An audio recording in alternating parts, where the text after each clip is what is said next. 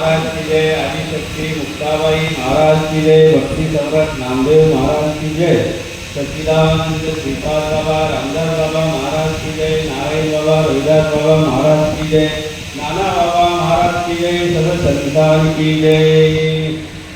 या उपाधी माझी गुप्त चैतन्य असे सर्वागत हे तत्वज्ञ संत स्वीकारती।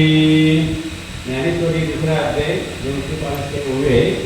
आणि आज आपण इथे कशासाठी आलो आहोत की भगवंताच्या कृपेने साधू संतांच्या आशीर्वादाने गृहप्रवेश वास्तुशांती या निमित्ताने प्रवचन चालू आहे। त्याच्यानंतर हरिपाठ नंतर कीर्तन होणार आहे। तर कोणती कोणती मुलाची सेवा आलेली आहे, सेवा करायची आपल्याला, कार्यक्रम नाही,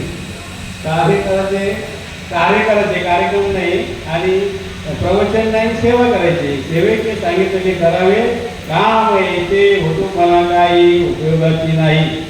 म्हणून संतांनी जो आता इथे काय सांगितलेले भगवंताच्या कृपेने, इथे काही वास्तुशांतीचा त्यांच्याच कृपेने आणि साधू संतांच्या आशीर्वादाने, म्हणून जो संतांनी तत्व स्वीकारलं तोच आपण स्वीकारला पाहिजे।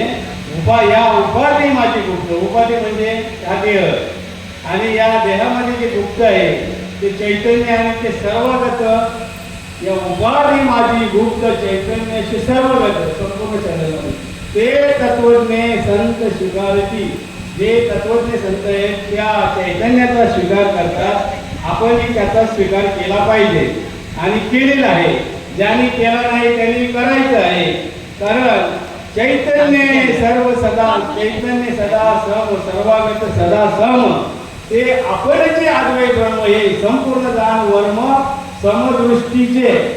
दृष्टी एकदा सम झाली की सर्व ठिकाणी देवच दिसतं। एकनाथ महाराजांना सर्व ठिकाणी देव दिसला, तेव्हा आम्हाला माणसं दिसतात, पशु प्राणी दिसतात, तर जे जे भेटे भूत ते मानिके भगवंत हाच भक्तियोग जाण निश्चित माझा। जे जे दृष्टी दिशे ते ते हरी रूप, पूजा ध्यान जप त्याशी नाही। म्हणजे दृष्टीमध्ये हरिरूप दिसण्या पूजा ध्यान जप करायची आवश्यकता उरत नाही। जसा साधू गोड झाला तो नरोनिया केला आणि काहीच मुलाला अनुभव।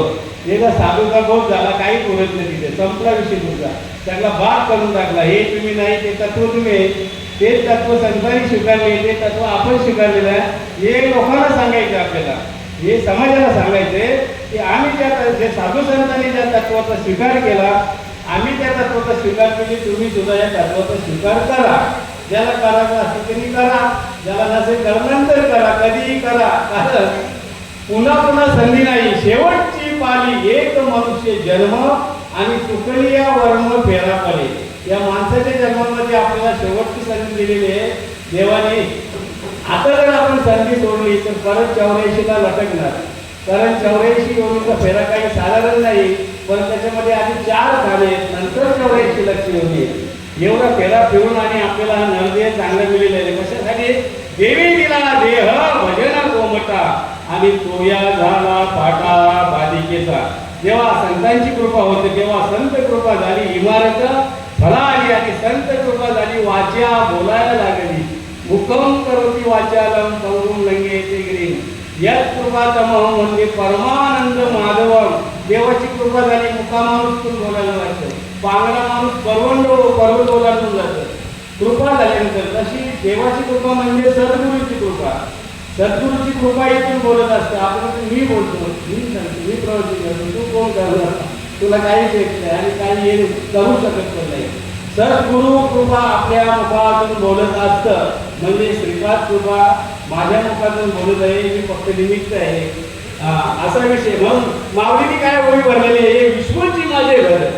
आपण साधा 4 म्हणजे भिंतीचा हा घर समजतो, त्याच्यातच राहतो। विश्व किती मोठा आहे, ते भिंती जातात, व्यक्ती एका सत्यामध्ये राहतं आणि तिचा पिंड आहे तो बाहेर उडी मारतो, बाहेर आहे किती मोठं जग, ती फुगून दाखवतो, एवढा याच्यापासून मोठं आहे, अजून फुगून दाखवतो किती फुटतं, जग किती मोठं आहे। माऊली म्हणतात हे विश्वची माझे घर, आयशी मती जयाची स्थिर, मती म्हणजे कोणती, किंबहुना चराचर आपणच चराचरामध्ये आपणच भरलेलो आहोत। तुम्ही कसं म्हणाल, परत अजून एक ओळख सांगितली, मदती सव झाले परी म्या नाही केले, ऐसा ज्याने जाणीतला तो सुटला का हे आपल्यापासून सर्व, कारण ते तत्वच आपण आहे याची जाणीव करून घ्यायची, याची ओळख करून घ्यायचा, अनुभव घ्यायचा.